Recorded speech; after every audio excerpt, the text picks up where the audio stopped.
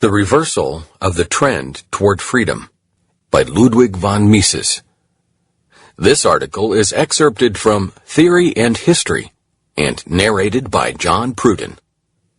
From the 17th century on, philosophers, in dealing with the essential content of history, began to stress the problems of liberty and bondage. Their concepts of both were rather vague, borrowed from the political philosophy of ancient Greece and influenced by the prevailing interpretation of the conditions of the Germanic tribes whose invasions had destroyed Rome's Western Empire. As these thinkers saw it, freedom was the original state of mankind, and the rule of kings emerged only in the course of later history. In the scriptural relation of the inauguration of the kingship of Saul, they found confirmation of their doctrine as well as a rather unsympathetic description of the characteristic marks of royal government. Historical evolution, they concluded, had deprived man of his inalienable right of freedom. The philosophers of the Enlightenment were almost unanimous in rejecting the claims of hereditary royalty and in recommending the republican form of government. The royal police forced them to be cautious in the expression of their ideas, but the public could read between the lines. On the eve of the American and French revolutions, monarchy had lost its age-old hold on men's minds.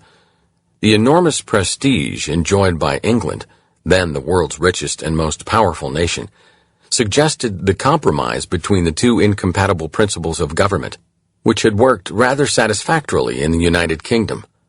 But the old indigenous dynasties of continental Europe were not prepared to acquiesce in their reduction to a merely ceremonial position, such as the alien dynasty of Great Britain had finally accepted, though only after some resistance. They lost their crowns because they disdained the role of what the Count of Chambord had called the legitimate king of the revolution. In the heyday of liberalism, the opinion prevailed that the trend toward government by the people is irresistible. Even the conservatives who advocated a return to monarchical absolutism, status privileges for the nobility, and censorship were more or less convinced that they were fighting for a lost cause. Hegel, the champion of Prussian absolutism, found it convenient to pay lip service to the universally accepted philosophical doctrine in defining history as progress in the consciousness of freedom. But then arose a new generation that rejected all the ideals of the liberal movement without, like Hegel, concealing their true intentions behind a hypocritical reverence for the word freedom. In spite of his sympathies with the tenets of these self-styled social reformers, John Stuart Mill could not help branding their projects, and especially those of Auguste Comte, liberticide. In the eyes of these new radicals, the most depraved enemies of mankind were not the despots, but the bourgeois who had evicted them. The bourgeoisie, they said, had deceived the people by proclaiming sham slogans of liberty, equality under the law, and representative government. What the bourgeois were really intent upon was reckless exploitation of the immense majority of honest men. Democracy was in fact plutodemocracy, a blind to disguise the unlimited dictatorship of the capitalists. What the masses needed was not freedom and a share in the administration of government affairs, but the omnipotence of the true friends of the people, of the vanguard of the proletariat, or of the charismatic Führer. No reader of the books and pamphlets of revolutionary socialism could fail to realize that their authors sought not freedom, but unlimited totalitarian despotism. But so long as the socialists had not yet seized power, they badly needed for their propaganda the institutions and the bills of rights of plutocratic liberalism. As an opposition party, they could not do without the publicity the parliamentary forum offered them, nor without freedom of speech, conscience, and the press. Thus, willy-nilly, they had to include temporarily in their program the liberties and civil rights which they were firmly resolved to abolish as soon as they seized power.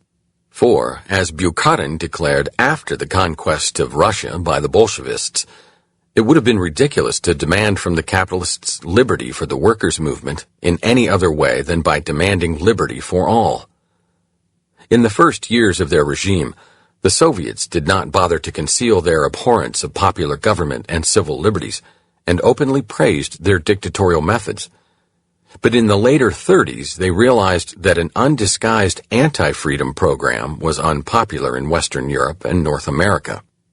As, frightened by German rearmament, they wanted to establish friendly relations with the West, they suddenly changed their attitude toward the terms, not the ideas, of democracy, constitutional government, and civil liberties. They proclaimed the slogan of the Popular Front and entered into alliance with the rival socialist factions which, up to that moment, they had branded social traitors.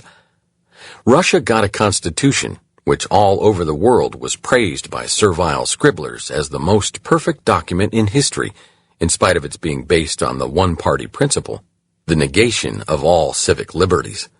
From that time on, the most barbaric and despotic of governments began to claim for itself the appellation People's Democracy. The history of the 19th and 20th centuries has discredited the hopes and the prognostications of the philosophers of the Enlightenment. The peoples did not proceed on the road toward freedom, constitutional government, civil rights, free trade, peace, and goodwill among nations. Instead, the trend is toward totalitarianism, toward socialism. And once more, there are people who assert that this trend is the ultimate phase of history and that it will never give way to another trend. The Ludwig von Mises Institute hopes you have enjoyed this audio Mises Daily. For a world of free market literature, media, and discussion, visit Mises.org.